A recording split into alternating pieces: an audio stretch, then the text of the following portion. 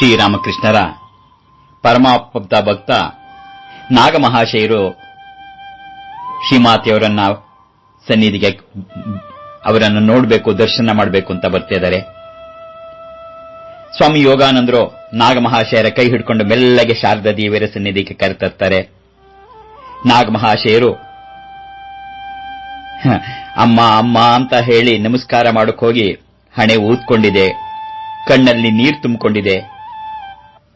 ಅವರಿಗೆ ಶಾರದಾದೇವಿಯರ ದರ್ಶನ ಮಾಡಕ್ಕೆ ಸಾಧ್ಯ ಆಗ್ತಾ ಇಲ್ಲ.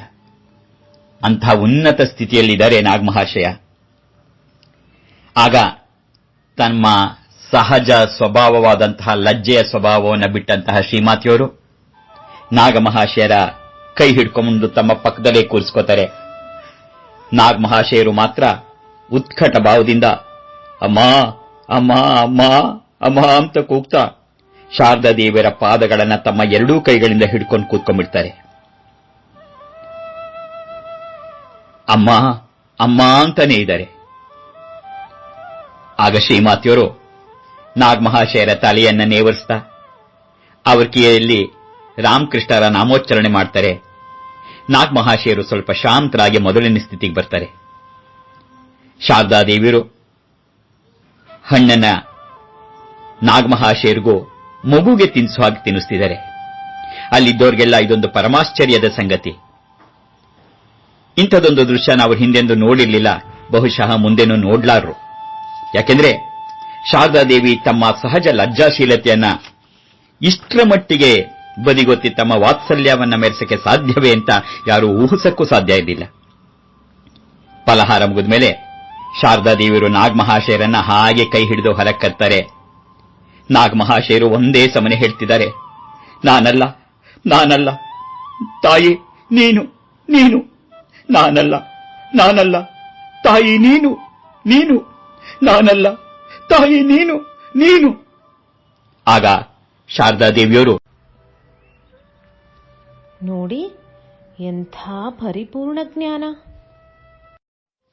ಸಾಕ್ಷಾತ್ ಜಗನ್ಮಾತೆಯ ದಿವ್ಯ ಹಸ್ತದಿಂದ ಪ್ರಸಾದವನ್ನ ಪಡೆದಂಥ ನಾಗಮಹಾಶಯರು ಅತ್ಯಂತ ಆನಂದದಿಂದ ಉನ್ಮತ್ತರಾಗಿದ್ದಾರೆ.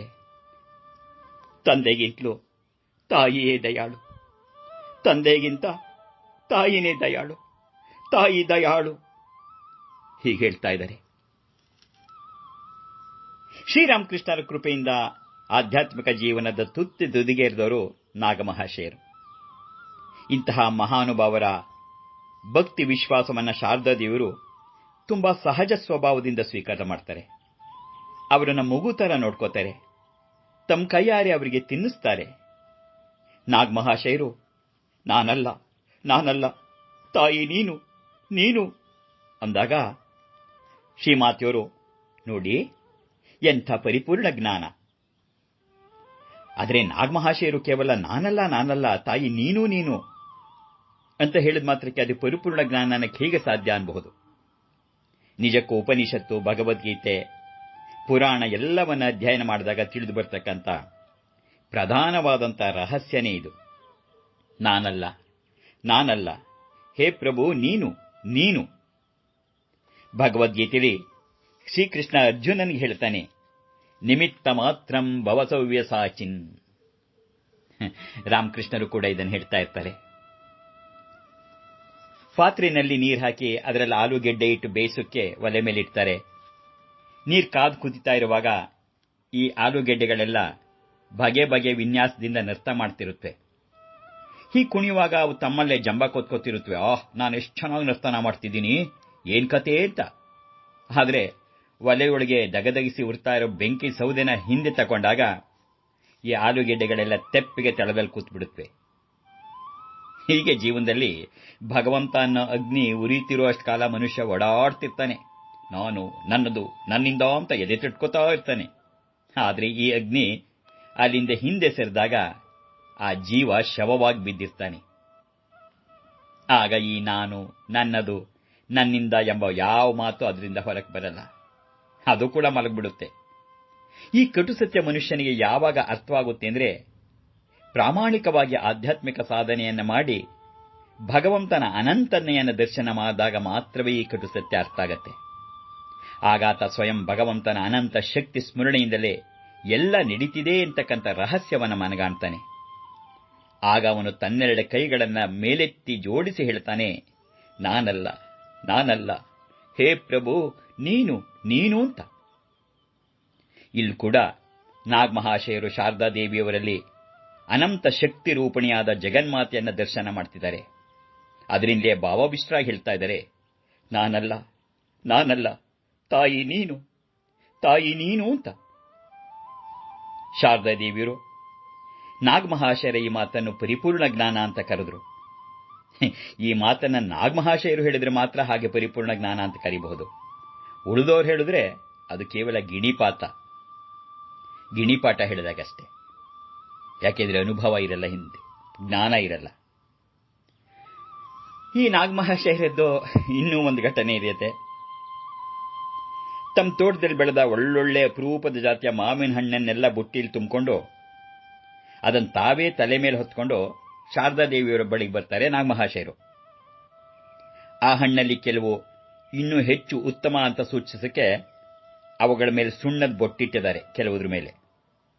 ನಾಗಮಹಾಶಯರು ಬುಟ್ಟಿನ ತಲೆ ಮೇಲೆ ಇಟ್ಕೊಂಡು ಶಾರದಾದೇವಿಯರ ಮನೆ ಮುಂದೆ ಬಂದಿದ್ದಾರೆ. ಬಂದು ಸುಮ್ಮನೆ ಅಲ್ಲೇ ಅಡ್ಡಾಡ್ತಾ ಇದ್ಬಿಟ್ಟಿದ್ದಾರೆ. ಯಾರು ಮಾತಾಡ್ಸಿದ್ರು ಉತ್ತರವೂ ಇಲ್ಲ. ಆ ಹಣ್ಣಿನ ಬುಟ್ಟಿನೂ ಯಾರ ಕೈಗೂ ಕೊಡ್ತಲೂ ಇಲ್ಲ. ಕೊನೆಗೆ ಸ್ವಾಮಿ ಯೋಗಾನಂದ್ರು, ನಾಗಮಹಾಶಯರು ಬಂದಿದ್ದಾರೆ, ಒಂದು ಬುಟ್ಟಿ ಮಾವಿನ ಹಣ್ಣು ತಿಂದಿದ್ರೆ, ಆದ್ರೆ ಯಾರ ಹತ್ರನೂ ಮಾತಾಡ್ತಿಲ್ಲ, ಬುಟ್ಟಿನೂ ಕೆಳಗಿಳಿಸ್ತಿಲ್ಲ ಅಂತ ಶಾರದಾದೇವಿಯರಿಗೆ ಹೇಳಿ ಕಳಿಸ್ತಾರೆ. ತಕ್ಷಣ ಶಾರದಾದೇವಿಯವರು ಅವರನ್ನು ಒಳಗೆ ಕಳಿಸುವ ಹಾಗೆ ಹೇಳ್ತಾರೆ. ನಾಗಮಹಾಶಯರು ತಲೆ ಮೇಲೆ ಬುಟ್ಟಿನಿಟ್ಕೊಂಡೇ ಒಳಗೆ ಬರ್ತಾರೆ. ಬ್ರಹ್ಮಚಾರಿಗಳೊಬ್ಬರ ನೆರವಿಗೆ ಬರ್ತಾರೆ. ಬುಟ್ಟಿನ ಕೆಳಗಿಳಿಸಿ ಶಾರದಾದೇವಿಯರ ಪಾದಕ್ಕೆ ದೀರ್ಘದಂಡ ಪ್ರಣಾಮ ಮಾಡ್ತಾರೆ ನಾಗಮಹಾಶಯ. ಶಾರದಾದೇವಿಯವರು ನೋಡ್ತಾರೆ, ಹಿಂದಿನ ಹಾಗೆ ನಾಗಮಹಾಶಯರಿಗೆ ಮೈ ಮೇಲಿನ ಅರಿವೇ ಇಲ್ಲ.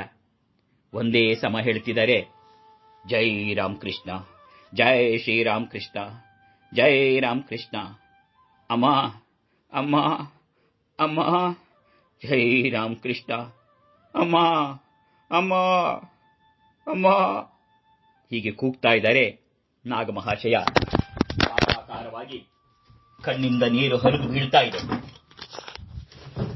ಧಾರಾಕಾರವಾಗಿ ಕಣ್ಣಿಂದ ನೀರು ಹರಿದು ಬೀಳ್ತಾ ಇದೆ.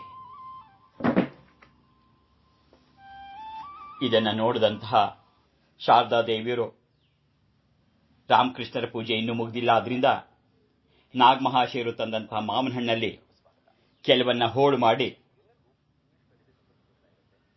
ಪೂಜೆಗೆ ಇಟ್ಕೋತಾರೆ ನೈವೇದ್ಯಕ್ಕೆ. ಪೂಜೆ ಮುಗಿದ ಮೇಲೆ ಯೋಗಿನ್ಮಾ ಶಾರದಾದೇವರಿಗೆ ಕೆಲವು ಹೋಳುಗಳನ್ನ ಇನ್ನೊಂದು ಎಲೆಯಲ್ಲಿ ಇಟ್ಕೊಡ್ತಾರೆ. ಶಾರದಾದೇವಿಯರು ಅವುಗಳನ್ನ ಕೆಲವನ್ನ ಸ್ವೀಕಾರ ಮಾಡಿ ಇನ್ನೊಂದು ಎಲೆಯಲ್ಲಿ ಮಾವಿನ ಹಣ್ಣಿನ ಹೋಳನ್ನಿಟ್ಟು ನಾಗಮಹಾಶಯರಿಗೆ ಕೊಡ್ತಾರೆ. ನಾಗಮಹಾಶಯರಿಗೆ ಮೈ ಮೇಲೆ ಪ್ರಜ್ಞೆನೇ ಇಲ್ಲ, ಅವರ ಕೈ ಮರಗಡ್ದಾಗ ಆಗ್ತಿದೆ. ಶಾರದಾದೇವಿಯರು ಅವರ ಕೈ ಹಿಡಿದು ಮಾತೃ ವಾತ್ಸಲ್ಯದಿಂದ ಹೇಳ್ತಾ ಇದ್ದಾರೆ, ತೆಗೆದುಕೊಳ್ಳಿ ಇದನ್ನ, ಇದು ಶ್ರೀರಾಮಕೃಷ್ಣರ ಪ್ರಸಾದ. ಕಡೆಗೆ ನಾಗಮಹಾಶಯರು ಒಂಚೂರು ಹಣ್ಣಿನ ಪ್ರಸಾದ ತಗೋತಾರೆ. ಅದು ತಿನ್ನು ಬದಲು ತಲೆಗೆ ತಿಕ್ಕೊಳ್ಳೋಕೆ ಶುರು ಮಾಡ್ತಾರೆ. ಅಲ್ಲಿದ್ದೋರಿಗೆಲ್ಲ ಅವರ ವರ್ತನೆ ಕಂಡು ಇದೇನಿದು ವಿಪರೀತ ಅನ್ನಿಸ್ತಿತ್ತು. ಆದರೆ ಶಾರದಾದೇವಿಯರು ಮಾತ್ರ ಒಂದು ಸ್ವಲ್ಪನೂ ಕರಕರೆ ಮಾಡಿಕೊಳ್ಳಿಲ್ಲ. ನಾಗಮಹಾಶಯರ ಭಕ್ತಿ ಭಾವವನ್ನು ಕಂಡಂತಹ ಶಾರದಾದೇವಿಯರಾಗೆ ಅವರ ಎದೆ ತುಂಬಿ ಬರ್ತಿತ್ತು. ಎಷ್ಟಾದ್ರೂ ಮಾತೃ ಹೃದಯ ಅಲ್ವೇ. ಕೊನೆಗೆ ನಾಗಮಹಾಶಯರನ್ನ ಅರ್ಧ ಪ್ರಜ್ಞೆ ಸ್ಥಿತಿಯಲ್ಲಿ ಮೆಲ್ಲಕ್ಕೆ ಹೊರ ಕರ್ಕೊಂಡ್ಬರ್ತಾರೆ. ನಾಗಮಹಾಶಯರು ಹೊರಗಡೆ ಮೆಟ್ಟಿಲ ಮೇಲೆ ತಮ್ಮ ತಲೆ ಬಡ್ಕೋತಾ ನಮಸ್ಕಾರ ಮಾಡಿದ್ರು. ಅವರ ಹಣೆ ಊದ್ಕೊಂತು. ಹೀಗೆ ಬಹಳ ಹೊತ್ತಾದ್ಮೇಲೆ ಅವರು ಸಹಜ ಸ್ಥಿತಿಗೆ ಬಂದ್ರು. ಆಮೇಲೆ ಅತ್ಯಂತ ದೈನ್ಯತಾಭಾವದಿಂದ ಮನೆಗೆ ಹಿಂತಿರುಗ್ತಾರೆ ನಾಗಮಹಾಶಯರು. ಇನ್ನೊಂದ್ಸಲ ನಾಗಮಹಾಶಯರು ತಮ್ಮಲ್ಲಿಗೆ ಬಂದಿದ್ದಾಗ ಶಾರದಾದೇವಿಯರು ಅವರಿಗೆ ಒಂದೆಲೆಯಲ್ಲಿ ಪ್ರಸಾದವನ್ನು ಕೊಡ್ತಾರೆ. ನಾಗಮಹಾಶಯರು ಅತಿ ಆನಂದದಿಂದ ಆ ಪ್ರಸಾದ ತಿಂತಾರೆ. ಆಮೇಲೆ ಆ ಎಲೆನೂ ತಿಂದುಬಿಡ್ತಾರೆ. ಆ ಪವಿತ್ರ ಪ್ರಸಾದದ ಸಂಪರ್ಕದಿಂದ ಈ ಎಲೆನೂ ಪವಿತ್ರವಾಗಿದೆ, ಅದರಿಂದ ಇದೂ ಪ್ರಸಾದ ಅಂತ ಅವರ ಭಾವನೆ. ಹಾಗಾಗಿ ಎಲೆನೂ ತಿಂದುಬಿಡ್ತಾರೆ. ಈ ಪ್ರಸಂಗ ಆದಮೇಲೆ ಅವರಿಗೆ ಭಕ್ತರು ಯಾರೂ ಎಲೆಯಲ್ಲಿ ಪ್ರಸಾದ ಕೊಡ್ತಿರ್ಲಿಲ್ಲ. ಹಾಗೆ ಬೀಜ ಸಿಪ್ಪೆ ಇರ್ತಕ್ಕಂಥ ಹಣ್ಣನ್ನು ಕೊಡ್ತಾ ಇರಲಿಲ್ಲ. ಒಂದು ವೇಳೆ ಎಲೆಯಲ್ಲಿ ಕೊಟ್ಟರು ಯಾರಾದರೂ ಅವ್ರ ಮೇಲೆ ಕಣ್ಣಿಟ್ಟಿದ್ದು ಕೊನೆಯಲ್ಲಿ ಅವ್ರ ಕೈಯಿಂದ ಎಲೆಯನ್ನು ಕಿತ್ಕೊಂಡು ಬಿಡ್ತಿದ್ರು. ಒಂದ್ಸರಿ ಶಾರದಾದೇವಿಯವರು ನಾಗಮಹಾಶಯರಿಗೆ ಹೊಸ ವಸ್ತ್ರವೊಂದನ್ನು ಉಡುಗೊರೆಯಾಗಿ ಕೊಡ್ತಾರೆ. ಆದರೆ ಆ ಬಟ್ಟೆನ ಮೈಮೇಲೆ ಧರಿಸಿದ್ರೆ ತಾಯಿಯವರು ಕೊಟ್ಟಂತಹ ಉಡುಗೊರೆಗೆ ಅಗೌರವವಾಗುತ್ತೆ ಅನ್ನೋ ಭಾವನೆ ಅವರದ್ದು. ಅದನ್ನು ಮೈಮೇಲೆ ಎಂದೂ ಧರಿಸಲೇ ಇಲ್ಲ. ಅವರನ್ನ ಪೇಟದ ಹಾಗೆ ತಮ್ಮ ತಲೆಗೆ ಸುತ್ಕೋತಿದ್ರು. ತಾಯಿಯವರು ಕೊಟ್ಟ ಉಡುಗೊರೆ ಸದಾ ತಲೆ ಮೇಲಿರ್ತಕ್ಕಂಥದ್ದು ಅಂತ ಭಾವನೆ. ಹೀಗೆ ನಾಗಮಹಾಶಯರು ತಾಯಿ ಶಾರದಾದೇವಿಯರ ಮೇಲೆ ತೋರಿದ ಭಕ್ತಿ ಅಸದೃಶವಾದದ್ದು. ಹಾಗೆ ಶಾರದಾದೇವಿಯವರು ಅವರ ಮೇಲೆ ಇಟ್ಟಿದ್ದಂತಹ ಆ ಪುತ್ರ ವಾತ್ಸಲ್ಯವೂ ಕೂಡ ಅನಂತವಾದದ್ದು. ನಾಗಮಹಾಶಯರು ತೀರು ಹೋದ ಮೇಲೂ ಶಾರದಾದೇವಿಯರಿಗೆ ಅವರ ಮೇಲಿದ್ದ ವಾತ್ಸಲ್ಯ ಆದರ ಹಲವಾರು ಬಗೆಯಲ್ಲಿ ವ್ಯಕ್ತ ಆಗ್ತಿತ್ತು. ಶಾರದಾದೇವಿಯರು ತಮ್ಮ ಮಲಗು ಕೋಣೆಯಲ್ಲಿ ಸ್ವಾಮಿ ವಿವೇಕಾನಂದರು, ಗಿರೀಶ್ ಚಂದ್ರ ಘೋಷ್ ಹಾಗೂ ನಾಗಮಹಾಶಯರ ಪಟಗಳನ್ನು ತೂಗಾಕಿದ್ರು. ಅವರು ಪ್ರತಿದಿನ ಪ್ರತಿಯೊಂದು ಭಾವಚಿತ್ರದ ಬಳಿಗೂ ಹೋಗಿ ಅವನ್ನ ಒಂದೊಂದಾಗಿ ಬಟ್ಟೆಯಿಂದ ಒರೆಸಿ ಅವಕ್ಕೆ ಗಂಧನ ಚಂದನ ಇಟ್ಟು ಬಳಿಕ ಪ್ರತಿಯೊಂದು ಭಾವಚಿತ್ರವನ್ನು ತುಂಬ ವಾತ್ಸಲ್ಯದಿಂದ ಮೈದಡುತ್ತಾ ಇದ್ರು. ಒಂದಿನ ಹೀಗೆ ಎಲ್ಲ ಭಾವಚಿತ್ರಗಳಿಗೂ ಗಂಧನ ಮತ್ತು ಚಂದನನಿಟ್ಟು ಮೈದಡುತ್ತಿದ್ದರೆ ಕೊನೆಗೆ ನಾಗಮಹಾಶಯರ ಭಾವಚಿತ್ರವನ್ನೇ ನೋಡ್ತಾ ನಿಂತುಬಿಟ್ರು ಶಾರದಾದೇವಿ. ಎಷ್ಟೋ ಜನ ಭಕ್ತರು ಬಂದ್ರು, ಆದ್ರೆ ಇಂಥವ್ರನ್ನ ಮಾತ್ರ ನಾನು ಎಲ್ಲೂ ಕಾಣಲಿಲ್ಲ. ಅವರಿಗೆ ನಾಗಮಹಾಶಯರ ಮೇಲಿದ್ದ ಪ್ರೀತಿ ವಿಶ್ವಾಸದ ಆಳ ಎಷ್ಟು ಅನ್ನೋದು ಈ ಮಾತಿನಿಂದ ಗೊತ್ತಾಗ್ತಾ ಇದೆ. ನೀಲಾಂಬರ್ ಬಾಬುವಿನ ಮನೆಯಲ್ಲಿ ಕೆಲವು ಕಾಲ ಇದ್ದು ಶಾರದಾದೇವಿಯರು ಈಗ ಜಯರಾಮ್ ಬಾಟಿಗೆ ಹಿಂತಿರುಗ್ತಿದ್ದಾರೆ. ಬಲರಾಮ್ ಬೋಸ್ನ ಮಗಳು ಭುವನ್ ಮೋಹಿನಿ ಅಕಾಲ ಮರಣಕ್ಕೀಡಾಗಿದ್ದಾಳೆ. ಆಕೆ ತಾಯಿ ಕೃಷ್ಣಬಾವಿನಿ ಅವಳ ಶೋಕನ ನೋಡಕ್ಕಾಗ್ತಾ ಇಲ್ಲ. ದುಃಖದಿಂದ ಕೊರಗಿ ಕೊರಗಿ ಕೃಷ್ಣಬಾವಿನಿ ಕಾಯಿಲೆ ಬಿದ್ದಂತಾಗ್ಬಿಟ್ಟಿದ್ದಾಳೆ. ಅವಳ ಸ್ಥಿತಿ ನೋಡಿ ಮನೆಯವರಿಗೆಲ್ಲ ಚಿಂತೆ ಆಗತ್ತೆ. ಆಕೆ ದುಃಖ ಮರೆತು ಸ್ವಲ್ಪ ಆರೋಗ್ಯ ಸುಧಾರಿಸಬೇಕಾದ್ರೆ ಅವಳನ್ನು ಬಿಹಾರ್ ರಾಜ್ಯದ ಕೈಲ್ವರನ್ನು ಕಳಿಸ್ಕೊಡ್ಬೇಕು ಅಂತ ನಿಶ್ಚಯ ಆಗ್ತಾರೆ. ಆಗ ಕೃಷ್ಣಬಾವಿನಿ ಹೇಳ್ತಾಳೆ, ನನ್ನ ಜೊತೆಯಲ್ಲಿ ಶಾರದಾದೇವಿಯರು ಕೂಡ ಬರುವುದಾದ್ರೆ ಮಾತ್ರ ನಾ ಹೋಗ್ತೀನಿ ಅಂತ. ಇದು ತಿಳಿದು ಬಂದಾಗ ಶಾರದಾದೇವಿ ಕೂಡಲೇ ಒಪ್ಕೊಂಡು ಕಲ್ಕತ್ತಾಗ ಬರ್ತಾರೆ. ಬಲರಾಮನ್ ಕುಟುಂಬದ ಮೇಲೆ ಅವ್ರಿಗೆ ಅಷ್ಟೊಂದು ವಿಶ್ವಾಸ, ಆದರ. ಬಲರಾಮನ್ ಮನೆಯವರೆಲ್ಲೂ ಅಷ್ಟೇ ಶಾರದಾದೇವಿಯರು ಅಂದ್ರೆ ಕೇವಲ ಗುರುಪತ್ನಿ ಅಲ್ಲ, ಸ್ವಯಂ ರಾಮಕೃಷ್ಣರೇ ಅವರ ಮುಖಾಂತರ ವ್ಯಕ್ತವಾಗ್ತಿದ್ದಾರೆ ಅಂತಹ ಭಕ್ತಿ ಗೌರವ ಭಾವ. ಈಗ ಶಾರದಾದೇವಿಯರು ಕೃಷ್ಣಬಾವಿನಿಯೊಂದಿಗೆ ಕೈಲ್ವರಕ್ಕೆ ಹೊರಟು ನಿಂತಾಗ ಅವರ ಸತ್ಸಂಗದ ಆನಂದ ಸವಿಯಕ್ಕೆ, ಅವರ ಸೇವೆ ಮಾಡಕ್ಕೆ ಗೋಲಾಪ್ಮ, ಶಾರದಾನಂದರು, ಯೋಗಾನಂದರು, ತ್ರಿಗುಣಾತೀತಾನಂದರು, ಯೋಗಾನಂದರ ತಂದೆ ನವೀನ್ ಚಂದ್ರ ಚೌಧರಿ ಎಲ್ಲ ಹೊರಡ್ತಾರೆ. ಕೈಲ್ವರ್ ಒಂದು ವನ್ಯ ಪ್ರದೇಶ. ಕೃಷ್ಣಬಾವಿನಿಯ ಬೆಂದ ಹೃದಯಕ್ಕೆ ಅಲ್ಲಿ ಎಷ್ಟೋ ಸಾಂತ್ವನ ಸಿಗತ್ತೆ. ಶಾರದಾದೇವಿಯರಿಗೂ ಕೂಡ ಅಲ್ಲಿನ ವಾಸ ತುಂಬಾ ಹಿತಕರವಾಗಿರುತ್ತೆ. ಕೈಲ್ವರ್ನಲ್ಲಿ 2 ತಿಂಗಳಿದ್ದು ಊರಿಗೆ ಮರಳುತ್ತಾರೆ ಶಾರದಾದೇವಿ. ಮಾತಿಂಗಿನಿ ದೇವಿ ಅಂತ ಸ್ವಾಮಿ ಪ್ರೇಮಾನಂದರ ತಾಯಿ ಹಾಗೂ ಕೃಷ್ಣಬಾವಿನಿ ಇವರಿಬ್ಬರ ವಿನಂತಿಗೆ ಒಪ್ಪಿ ದುರ್ಗಾ ಪೂಜೆಯಲ್ಲಿ ಭಾಗವಹಿಸಕ್ಕೆ ಆಂಟ್ಪುರಕ್ಕೆ ಬರ್ತಾರೆ ಶಾರದಾದೇವಿ. ಶಾರದಾದೇವಿಯರು ಬಂದಿದ್ರಿಂದ ಅಲ್ಲಿ ನೆರೆದವರೆಲ್ಲ ಆನಂದಕ್ಕೆ ಪಾರವೇ ಇಲ್ಲ. ಅನೇಕ ವರ್ಷಗಳ ಮೇಲೆ ಪುನರಾರಂಭಿಸಿದಂತಹ ಉತ್ಸವ ಬಹಳ ಚೆನ್ನಾಗಿ ನಡೆಯುತ್ತೆ. ವರ್ಷ ಅಂದ್ರೆ 1895ರ ಆರಂಭದಲ್ಲಿ ಶಾರದಾದೇವಿಯರಿಗೆ ಮತ್ತೆ ಕಾಶಿ ಬೃಂದಾವನದ ಯಾತ್ರೆಗೆ ಹೋಗಬೇಕು ಅನಿಸುತ್ತೆ. ಈ ಸಾರಿ ಅವರು ತಮ್ಮ ತಾಯಿನೂ 2 ಸೋದರನನ್ನು ತಮ್ಮ ಜೊತೆ ಕರೆದೊಯ್ತಾರೆ. ಸ್ವಾಮಿ ಯೋಗಾನಂದರು, ಗೋಲಾಪ್ಮ, ಯೋಗಿನ್ಮ ಕೂಡ ಅವರ ಜೊತೆ ಹೋಗ್ತಾರೆ. ಆ ಕ್ಷೇತ್ರಗಳಲ್ಲಿ ಸುಮಾರು 2 ತಿಂಗಳ ಆನಂದದಿಂದ ಇದ್ದು ಎಲ್ಲ ಹಿಂತಿರುಗ್ತಾರೆ. ಈ ಸಲ ಶಾರದಾದೇವಿಯರು ಬೃಂದಾವನದಿಂದ ಒಂದು ಬಾಲ್ಗೋಪಾಲನ ವಿಗ್ರಹ ತಂದಿದ್ದಾರೆ. ಈ ವಿಗ್ರಹ ಜಯರಾಮ್ ಬಾಟಿಯಲ್ಲಿ ಬಹಳ ದಿನ ಯಾವುದೇ ಬಗೆಯ ಪೂಜೆ ಉಪಚಾರ ಇಲ್ಲದೆ ಸುಮ್ಮನೆ ಒಂದು ಮೂಲೆಯಲ್ಲಿತ್ತು. ಬೃಂದಾವನದಿಂದ ತಂದಂತಹ ಶಾರದಾದೇವಿಯರು ತಂದಂತಹ ಬಾಲ್ಗೋಪಾಲನ ವಿಗ್ರಹ ಜಯರಾಮ್ ಬಾಟಿನಲ್ಲಿ ಬಹಳ ದಿನ ಯಾವುದೇ ಬಗೆಯ ಪೂಜೆ ಉಪಚಾರ ಇಲ್ಲದೆ ಸುಮ್ಮನೆ ಒಂದು ಮೂಲೆಯಲ್ಲಿತ್ತು. ಒಂದಿನ ನಾನು ಮಂಚದ ಮೇಲೆ ವರ್ಕೊಂಡು ಕೂತಿದ್ದಾಗ ದಿವ್ಯ ಚರಿತ್ರನಾದ ಆ ಜ್ಯೋತಿರ್ಮಯನಾದ ಬಾಲ್ಗೋಪಾಲ ತಾನಿದ್ದಲ್ಲಿಂದ ಎದ್ದು ಅಂಬೆಗಾಲಿಡುತ್ತಾ ನನ್ನಡೆಗೆ ಬಂದ. ಅವನು ಮುದ್ದಾಗಿ ಹೇಳ್ದ, ನೀನು ನನ್ನನ್ನು ಅಲ್ಲಿಂದ ಇಲ್ಲಿಗೇನೋ ಕರ್ಕೊಂಡ್ಬಂದೆ, ಕರ್ಕೊಂಡು ಬಂದು ಕೈ ಬಿಟ್ಟೆ. ನನಗೆ ತಿಂಡಿನೂ ಕೊಡಲಿಲ್ಲ, ಪೂಜೆನೂ ಮಾಡಲಿಲ್ಲ. ನೀನು ನನಗೆ ತಿಂಡಿ ಕೊಡ್ತಿದ್ರೆ ಇನ್ಯಾರು ಕೊಡ್ತಾರೆ? ತಕ್ಷಣ ಶಾರದಾದೇವಿಯರು ಎಚ್ಚರಗೊಳ್ತಾರೆ. ಅವರಿಗೆ ತುಂಬಾ ನಾಚಿಕೆ ಆಗತ್ತೆ. ತಕ್ಷಣ ಆ ಮೂಲೆಯಲ್ಲಿಟ್ಟಿದ್ದಂತಹ ಬಾಲ್ಗೋಪಾಲನ ವಿಗ್ರಹವನ್ನ ಕೈಗೆತ್ಕೋತಾರೆ. ಅದರ ಕೆನ್ನೆಯನ್ನ ಮುಟ್ಟಿ ಸವರ್ತಾರೆ. ಆ ಬಾಲಗೋಪಾಲನ ವಿಗ್ರಹಕ್ಕೆ ಮುತ್ತಿಟ್ಟು ಕೃಷ್ಣ ಕೃಷ್ಣ, ಗೋಪಾಲ, ಗೋವಿಂದ ಅಂತ ಮತ್ತೆ ಮತ್ತೆ ಮುತ್ತಿಟ್ಟು ಮುದ್ದಿಸ್ತಾರೆ ಶಾರದಾದೇವಿ. ಆಮೇಲೆ ಅವನಿಗೆ ಪುಷ್ಪ ಸಮರ್ಪಣೆ ಮಾಡಿ ಶ್ರೀರಾಮಕೃಷ್ಣರ ಭಾವಚಿತ್ರದ ಬಳಿನಲ್ಲೇ ಪ್ರತಿಷ್ಠಾಪಿಸ್ತಾರೆ.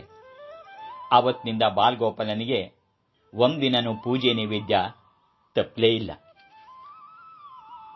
ಈ ಹಿಂದೆ 1893 ಮೇ ತಿಂಗಳಲ್ಲಿ ಸ್ವಾಮಿ ವಿವೇಕಾನಂದರು ಶಾರದಾದೇವಿಯರ ಅನುಮತಿ ಪಡೆದು ಸರ್ವಧರ್ಮ ಸಮ್ಮೇಳನದಲ್ಲಿ ಪಾಲ್ಗೊಳ್ಳಕ್ಕೆ ಹೊರಟಿದ್ದನ್ನು ನಾವು ನೋಡ್ತಾ ಇದ್ವಿ. ಸಮ್ಮೇಳನದಲ್ಲಿ ಪ್ರಚಂಡ ಯಶಸ್ಸು ಗಳಿಸಿ ಅಮೆರಿಕದ ಜನಾಂಗದ ಮೇಲೆ ಗಾಢ ಪ್ರಭಾವ ಬೀರಕ್ಕೆ ಸಮರ್ಥರಾಗಿದ್ದಾರೆ ವಿವೇಕಾನಂದ. ಈಗ 3 ವರ್ಷದಿಂದ ಅಮೆರಿಕ, ಇಂಗ್ಲೆಂಡಲ್ಲಿ ಸಂಚರಿಸ್ತಾ ವೇದ ಧರ್ಮದ ಸಾರವನ್ನು ಬೋಧಿಸ್ತಾ, ಜತೆಗೆ ಭಾರತದಲ್ಲಿನ ತಮ್ಮ ಉದ್ದೇಶಿತ ಕಾರ್ಯಕ್ಕಾಗಿ ಧನ ಸಹಾಯವನ್ನ, ಬೆಂಬಲವನ್ನ ಪಡ್ಕೋತಾ ಇದ್ದಾರೆ ಸ್ವಾಮಿ ವಿವೇಕಾನಂದ.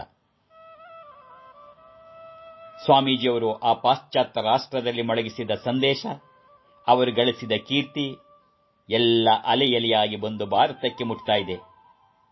ಆಗ ಸಮಸ್ತ ಭಾರತದಲ್ಲೆಲ್ಲ ಒಂದು ಹೊಸ ಅಭಿಮಾನ, ಒಂದು ಹೊಸ ಧರ್ಮ ಪ್ರಜ್ಞೆ, ರಾಷ್ಟ್ರ ಪ್ರಜ್ಞೆ, ಹೊಸ ಉತ್ಸಾಹ ಜಾಗೃತವಾಗ್ತಾ ಇದೆ. ನಮ್ಮನ್ನ ಆಳ್ತಿದ್ದ ಆಂಗ್ಲೇಯ ರಾಷ್ಟ್ರದಲ್ಲಿ ಸ್ವಾಮಿ ವಿವೇಕಾನಂದರು ಸಾಧಿಸಿದ ದಿಗ್ವಿಜಯ ತಮ್ಮದೇ ಅಂತ ಭಾರತೀಯರೆಲ್ಲ ಕುಣಿದಾಡ್ತಿದ್ದಾರೆ. ಇನ್ನವರ ಗುರುಬಂಧುಗಳಿಗೂ ತಾಯಿ ಶಾರದಾದೇವಿಯರಿಗೂ ಉಂಟಾದ ಹೆಮ್ಮೆ, ಆನಂದ ವರ್ಣಿಸಕ್ಕೆ ಸಾಧ್ಯವೇ? ಶ್ರೀರಾಮಕೃಷ್ಣರು ನರೇಂದ್ರನ ಕುರಿತಾಗ ಆಡಿದ್ದ ಭವಿಷ್ಯವಾಣಿಯೆಲ್ಲ ಅದು ಅಷ್ಟು ಬೇಗನೆ ಸತ್ಯವಾದದ್ದನ್ನು ಕಂಡು ಎಲ್ರಿಗೂ ಆನಂದ, ಆಶ್ಚರ್ಯ.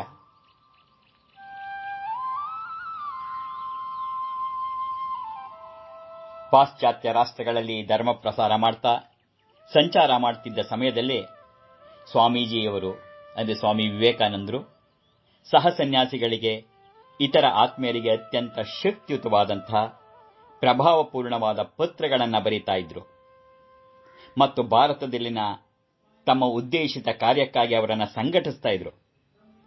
ಅವರನ್ನು ಕಾರ್ಯಕ್ಷೇತ್ರಕ್ಕಿಳಿಯೋ ಹಾಗೆ ಪ್ರಚೋದಿಸ್ತಿದ್ರು. ಶ್ರೀರಾಮಕೃಷ್ಣರ ಹೆಸರಿನಲ್ಲಿ ಒಂದಾಗಿರ್ತಕ್ಕಂಥ ತಮ್ಮೆಲ್ಲರ ಸಂಘಟನೆ ಬೃಹದಾಕಾರವಾಗಿ ಬೆಳೆಯಬೇಕು. ಆ ಸನ್ಯಾಸಿಗಳು ತಮ್ಮ ಸ್ವಂತ ಮುಕ್ತಿಯನ್ನು ಗಳಿಸಕ್ಕೆ ಯೋಗಾದಿ ಸಾಧನೆಗಳಲ್ಲಿ ತೊಡಗುವುದು ಒಳ್ಳೆಯದು. ಜೊತೆಗೆ ಲೋಕ ಕಲ್ಯಾಣಾರ್ಥವಾಗೂ ಲೋಕ ಕಲ್ಯಾಣ ಕಾರ್ಯಕ್ಕೂ ಕೈಗೊಳ್ಳಬೇಕು ಅಂತಕ್ಕಂಥ ಹೊಸ ಆದರ್ಶವನ್ನ ತಮ್ಮ ಸೋದರ ಸನ್ಯಾಸಿಗಳಿಗೆ ಮುಂದಿಸ್ತಾರೆ ವಿವೇಕಾನಂದರು. ಅಷ್ಟೇ ಅಲ್ಲ, ಶ್ರೀರಾಮಕೃಷ್ಣರ ಹೆಸರಿನಲ್ಲಿ ಕೇಂದ್ರವಾಗಿರ್ತಕ್ಕಂಥ ಈ ಸಂಘದ ಹಾಗೆ ಶಾರದಾದೇವಿಯರನ್ನು ಕೇಂದ್ರವಾಗಿರಿಸಿಕೊಂಡು ಸನ್ಯಾಸಿಯರ ಸಂಘ ಒಂದು ಜನ್ಮ ತಾಳಬೇಕು ಅಂತಕ್ಕಂಥ ಉತ್ಕಟ ಇಚ್ಛೆ ಸ್ವಾಮಿಯವರಿಗಿತ್ತು. ಆ ಮೂಲಕ ಆಧುನಿಕ ಭಾರತದಲ್ಲಿ ಸನ್ಯಾಸಿನಿಯರ ಹೊಸ ಪರಂಪರೆ ಬೆಳೆಯುವ ಹಾಗೆ ಮಾಡಬೇಕು ಅಂತಕ್ಕಂಥ ಬೃಹದಾದ ಆಸೆ ಇತ್ತು. ಶ್ರೀರಾಮಕೃಷ್ಣರ ಶಿಷ್ಯರಲ್ಲಿ ಶಾರದಾದೇವಿಯರ ಮಹಾತ್ಮ್ಯವನ್ನು ಚೆನ್ನಾಗಿ ಅರಿತವರು ಮತ್ತು ಭಾರತದ ಪುನರುದ್ಧಾರ ಕಾರ್ಯದಲ್ಲಿ ಅವರ ಮಹತ್ವವನ್ನು ಕಂಡುಕೊಂಡವರಲ್ಲಿ ಸ್ವಾಮೀಜಿನೇ ಮೊದಲಿಗರು. ಶ್ರೀರಾಮಕೃಷ್ಣರ ಶಿಷ್ಯರಲ್ಲಿ ಶಾರದಾದೇವಿಯರ ಮಹಾತ್ಮ್ಯವನ್ನು ಚೆನ್ನಾಗಿ ಅರಿತು ಭಾರತದ ಪುನರುದ್ಧಾರ ಕಾರ್ಯದಲ್ಲಿ ಅವರ ಮಹತ್ವವನ್ನು ಕಂಡುಕೊಂಡವರಲ್ಲಿ ಸ್ವಾಮಿ ವಿವೇಕಾನಂದರೇ ಮೊದಲಿಗರು, ಅಗ್ರಗಣ್ಯರು. 1894 ಹಿಂದೆಯೇ ಅವರು ಅಮೆರಿಕದಿಂದ ತಮ್ಮ ಗುರುಬಾಯಾದಂಥ ಸ್ವಾಮಿ ಶಿವಾನಂದರಿಗೆ ಒಂದು ಪತ್ರದಲ್ಲಿ ತಮ್ಮ ಅಂತರಂಗದ ಭಾವನೆಗಳನ್ನು ಹೊರಗೆಳುತ್ತಾ ಇದ್ದಾರೆ.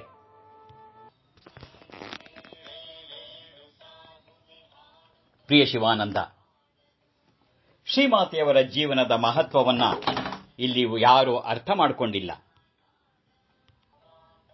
ಆದರೆ ಕಾರ್ಯಕ್ರಮದಲ್ಲಿ ನೀವದನ್ನು ಅರಿಯುವಿರಿ. ಆದ್ಯಾಶಕ್ತಿಯ ಅನುಗ್ರಹವಿಲ್ಲದೆ ಜಗತ್ತಿನ ಉದ್ಧಾರ ಇಲ್ಲ. ಇತರ ಎಲ್ಲ ರಾಷ್ಟ್ರಗಳಿಗಿಂತ ನಮ್ಮ ರಾಷ್ಟ್ರ ದುರ್ಬಲಗೊಂಡಿದೆಯಲ್ಲ, ಹಿಂದುಳಿದಿದೆಯಲ್ಲ. ಏಕೆ? ಯಾಕೆಂದರೆ ಇಲ್ಲಿ ಆದ್ಯಾಶಕ್ತಿಯನ್ನು ಅವಮಾನಿಸಲಾಗಿದೆ. ಈ ಅದ್ಭುತ ಶಕ್ತಿಯನ್ನು ಜಾಗೃತಗೊಳಿಸೋಕ್ಕಾಗಿ ಶ್ರೀಮಾತೆಯವರು ಅವತರಿಸಿ ಬಂದಿದ್ದಾರೆ. ಅವರನ್ನು ಕೇಂದ್ರವಾಗಿರಿಸಿಕೊಂಡು ಈ ಜಗತ್ತಿನಲ್ಲಿ ಇನ್ನೊಮ್ಮೆ ಗಾರ್ಗೆಯರು, ಮೈತ್ರೇಯರು ಉದಿಸಿ ಬರಲಿದ್ದಾರೆ. ಪ್ರಿಯ ಸೋದರ, ನಿನಗಿದೆಲ್ಲ ಈಗ ಅಷ್ಟು ಚೆನ್ನಾಗಿ ಅರ್ಥ ಆಗದೇ ಇರಬಹುದು. ಆದರೆ ಕಾಲಕ್ರಮದಲ್ಲಿ ಎಲ್ಲ ಅರ್ಥವಾಗುತ್ತೆ. ಅಮೆರಿಕ, ಯುರೋಪ್ಗಳಲ್ಲಿ ನೀನೇನನ್ನ ಕಾಣ್ತಿದ್ದೆ? ಶಕ್ತಿಯ ಪೂಜೆಯನ್ನ. ಆದರೆ ಅವರು ಅಜ್ಞಾನದಿಂದ ಆ ಶಕ್ತಿಯನ್ನ ಇಂದ್ರಿಯ ಭೋಗದ ಮೂಲಕ ಆರಾಧಿಸುತ್ತಿದ್ದಾರೆ. ಹೀಗಿರುವಾಗ ಯಾರು ಅದೇ ಆದ್ಯಾಶಕ್ತಿಯನ್ನ ತಮ್ಮ ಜನನಿ ಅಂತ ಭಾವಿಸಿ ಸಾತ್ವಿಕ ಭಾವದಿಂದ, ಪರಿಶುದ್ಧ ಹೃದಯದಿಂದ ಆರಾಧಿಸ್ತವರೋ ಅವರಿಗೆ ಇನ್ನೆಷ್ಟು ಸನ್ಮಂಗಳ ಸಾಧಿಸಲಿಕ್ಕಿಲ್ಲ. ದಿನ ಕಳೆದಲ್ಲ ನನಗೆ ಈ ವಿಷಯ ಹೆಚ್ಚು ಹೆಚ್ಚು ಸ್ಪಷ್ಟವಾಗ್ತಿದೆ. ನನ್ನ ಅಂತರ್ದೃಷ್ಟಿ ಹೆಚ್ಚು ಹೆಚ್ಚು ತೆರೀತಿದೆ.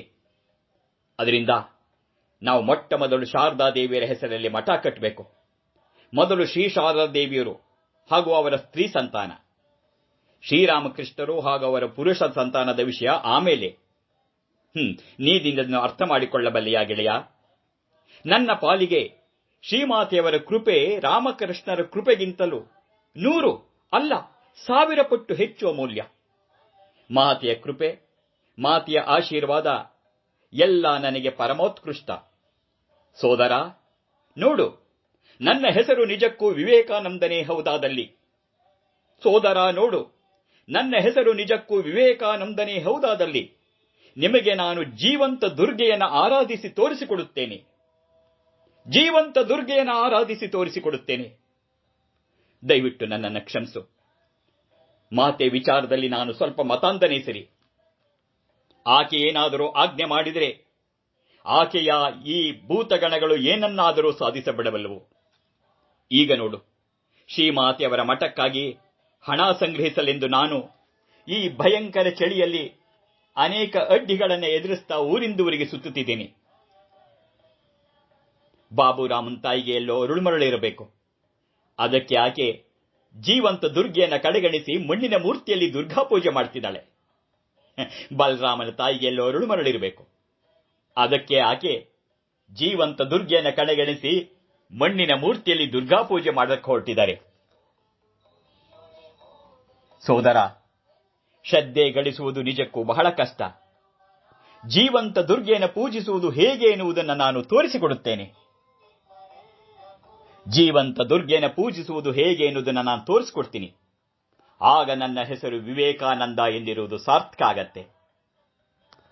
ಸೋದರ, ನೀನೊಂದು ನಿವೇಶನವನ್ನು ಖರೀದಿಸಿ ಜೀವಂತ ದುರ್ಗಾದೇವಿಯಾದ ಶ್ರೀಮಾತೆಯನ್ನು ಪ್ರತಿಷ್ಠಾಪಿಸಿದಾಗ ನನ್ನ ಮನಸ್ಸಿಗೆ ನಿರಾಳ. ಸಕಲ ಸಿದ್ಧತೆಗಳನ್ನು ಮಾಡಿ ನನ್ನೀ ದುರ್ಗೆಯ ಪೂಜೆಯನ್ನು ನೆರವೇರಿಸು ಗೆಳೆಯ. ಗಿರೀಶ್ ಘೋಷ್ ಶ್ರೀಮಾತೆಯವರನ್ನು ಅದ್ಭುತ ರೀತಿಯಲ್ಲಿ ಆರಾಧಿಸುತ್ತಿದ್ದಾನೆ. ಧನ್ಯ ಧನ್ಯ ಗಿರೀಶ್ ಘೋಷ್, ಧನ್ಯ. ಅವರ ಅನುಯಾಯಿಗಳು ಧನ್ಯ. ಸೋದರ, ಎಷ್ಟೋ ಸಲ ತಾಯಿ ಶಾರದಾ ದೇವಿಯರ ನೆನಪಾದೊಡನೆ ನನ್ನೊಳಗಿಂದ ಒಂದು ಉದ್ಗಾರ ಹೊರಹೊಮ್ಮುತ್ತದೆ, ಇತರ ದೇವತೆಗಳೆಲ್ಲ ಏನು ಮಹಾ. ಸೋದರ, ಮಾತೆಯ ಬಗೆಗಿನ ನನ್ನ ಅಭಿಮಾನ ಇಂಥದು. ರಾಮಕೃಷ್ಣರ ನನ್ನನ್ನು ಬೇಕಾದರೆ ಅವತಾರ ಪುರುಷ ಅನ್ನು, ಅಥವಾ ಹೇಗಿಷ್ಟವೋ ಹಾಗೆ ಕರೆದುಕೋ. ಆದರೆ ಶ್ರೀಮಾತೆಯ ಬಗ್ಗೆ ಯಾರಿಗೆ ಭಕ್ತಿ ಎಂಬುದಿಲ್ಲವೋ ಅವರಿಗೆ ನನ್ನ ಧಿಕ್ಕಾರ, ಅವರಿಗೆ ನನ್ನ ಧಿಕ್ಕಾರ. ನಿರಂಜನ ಒಳ್ಳೆ ಸೈನಿಕನ ಸ್ವಭಾವ, ಆದರೆ ಅವನಿಗೆ ಮಾತೆಯ ಬಗ್ಗೆ ಗಾಢವಾದ ಭಕ್ತಿ ಇದೆ. ಅದಕ್ಕಾಗಿ ನಾನು ಅವನ ಎಲ್ಲ ವೈಚಿತ್ರ್ಯಗಳನ್ನು ಸಹಿಸಿಕೊಳ್ಳಬಲ್ಲೆ. ಈಗ ಅವನು ಅತ್ಯಂತ ಅದ್ಭುತವಾದ ಕೆಲಸವನ್ನು ಮಾಡುತ್ತಿದ್ದಾನೆ. ಈಗ ಆತ ಅತ್ಯಂತ ಅದ್ಭುತವಾದ ಕೆಲಸವನ್ನು ಮಾಡುತ್ತಿದ್ದಾನೆ. ಸೋದರ, ಮತ್ತೊಮ್ಮೆ ಹೇಳುತ್ತೇನೆ ಕೇಳು. ಎಷ್ಟೋ ಸಲ ತಾಯಿಯ ನೆನಪಾದೊಡನೆ ನನ್ನೊಳಗಿಂದ ಒಂದು ಉದ್ಗಾರ ಹೊಮ್ಮುತ್ತದೆ, ಇತರ ದೇವತೆಗಳೆಲ್ಲ ಏನು ಮಹಾ. ಸೋದರ, ಮಾತೆಯ ಬಗೆಗಿನ ನನ್ನ ಅಭಿಮಾನ ಇಂಥದ್ದು. ರಾಮಕೃಷ್ಣರನ್ನ ನೀನು ಬೇಕಾದರೆ ಅವತಾರ ಪುರುಷ ಅನ್ನು, ಅಥವಾ ನಿನಗೆಷ್ಟು ಹೇಗಿಷ್ಟವೋ ಹಾಗೆ ಕರೆದುಕೋ. ಆದರೆ ಶ್ರೀಮಾತೆಯವರ ಬಗ್ಗೆ ಯಾರಿಗೆ ಭಕ್ತಿ ಎಂಬುದಿಲ್ಲವೋ ಅವರಿಗೆ ನನ್ನ ಧಿಕ್ಕಾರವಿರಲಿ, ಅವರಿಗೆ ನನ್ನ ಧಿಕ್ಕಾರವಿರಲಿ, ಅವರಿಗೆ ನನ್ನ ಧಿಕ್ಕಾರವಿರಲಿ. ಇದೊಂದು ಅತ್ಯಂತ ಅದ್ಭುತ, ರೋಮಾಂಚಕರ ಪತ್ರ. ತುಂಬಾ ಅಪೂರ್ವವಾದದ್ದು. ಮಾತೆ ಶಾರದಾ ದೇವಿಯರ ಬಗ್ಗೆ ವಿವೇಕಾನಂದರಿಗಿದ್ದಂತಹ ಭಕ್ತಿ, ಕಾಳಜಿ, ಅತಿಶಯತೆ ಇಲ್ಲಿ ನಾವು ಕಾಣ್ತಾ ಇದ್ದೀವಿ. ಅವರ ಭಾವನೆಗಳ ಸೂಕ್ಷ್ಮತೆಯನ್ನು ಕಾಣ್ತಿದ್ದೀವಿ. ಶಾರದಾ ದೇವಿಯರು ಇನ್ನೂ ಅಜ್ಞಾತರಾಗೇ ಇದ್ದಂತಹ ಕಾಲ ಅದು. ಆಗಲೇ ಸ್ವಾಮೀಜಿ ಅವರನ್ನ ಜೀವಂತ ದುರ್ಗೆ ಅಂತ ಮತ್ತೆ ಮತ್ತೆ ಸಾರ್ತಾ ತಮ್ಮ ಗುರುಬಾಯಿಗಳ ಗಮನವನ್ನ ಆ ಕಡೆಗೆ ಸೆಳೆತಾ ಇರುವುದನ್ನು ಈ ಪತ್ರದಲ್ಲಿ ಕಾಣ್ತೀವಿ. ಶಾರದಾ ದೇವಿಯರ ವಾಸಕ್ಕಾಗಿ ಹಾಗೂ ಅವರ ಹೆಸರಿನಲ್ಲಿ ತಾವು ಸ್ಥಾಪಿಸಲು ಉದ್ದೇಶಿಸಿದ ಸ್ತ್ರೀಯರ ಮಠಕ್ಕಾಗಿ ಒಂದೊಳ್ಳೆ ಕಟ್ಟಡವನ್ನು ನಿರ್ಮಿಸುವ ವಿಷಯದಲ್ಲಿ ಸ್ವಾಮೀಜಿಯವರ ಕಾತರ ಎಷ್ಟಿತ್ತು ಅನ್ನೋದನ್ನ ನಾವು ಅರ್ಥ ಮಾಡ್ಕೋಬೇಕಾಗಿದೆ. ಶ್ರೀ ಶಾರದಾ ದೇವರಿಗೆ ಎಂಥ ಉನ್ನತ ಸ್ಥಾನವನ್ನು ಶ್ರೀ ವಿವೇಕಾನಂದರು ನೀಡಿದ್ರು ಅನ್ನೋದನ್ನ ನಾವು ನೋಡಬೇಕು. ತಮ್ಮ ಸಹಸನ್ಯಾಸಿಗಳು ಕೂಡ ಅವರನ್ನ ಅದೇ ಉನ್ನತ ದೃಷ್ಟಿಯಿಂದ ನೋಡ್ತಾ ಹೇಗೆ ಅವರ ಸೇವೆ ಸಲ್ಲಿಸಬೇಕು ಅನ್ನೋದನ್ನ ನಿರೀಕ್ಷಿಸಿದ್ರು ಅನ್ನೋದನ್ನ ನಾವು ಈ ಅಪರೂಪದ ಪತ್ರದಲ್ಲಿ ಸ್ಪಷ್ಟವಾಗಿ ನೋಡ್ತಿದ್ದೀವಿ. ಆದ್ದರಿಂದ ಸ್ತ್ರೀ ಕೇವಲ ಸ್ತ್ರೀ ಅಲ್ಲ, ಆದ್ಯಶಕ್ತಿ. ಆದ್ಯಶಕ್ತಿಯಿಂದ ನಾವು ಆಕೆಯನ್ನ ದುರ್ಗೆಯಾಗಿ ಪೂಜಿಸಿದರೆ ಎಂಥದನ್ನ ಬೇಕಾದರೂ ಸಾಧಿಸಬಲ್ಲೆವು. ನಮ್ಮ ಸಾತ್ವಿಕ ಪರಿಶುದ್ಧ ಹೃದಯದಿಂದ ಆ ಸ್ತ್ರೀ ಸಮೂಹವನ್ನ, ಆ ಆದ್ಯಶಕ್ತಿಯನ್ನ ನಮ್ಮ ಜನನಿ ಅಂತ ಕರೆದು ಭಾವಿಸಿ ಪೂಜಿಸಿದರೆ ಏನೆಲ್ಲ ಮಾಡಬಹುದು ಅನ್ನೋದನ್ನು ತೋರಿಸಿಕೊಡ್ತಾ ಇದ್ದಾರೆ ಸ್ವಾಮಿ ವಿವೇಕಾನಂದ.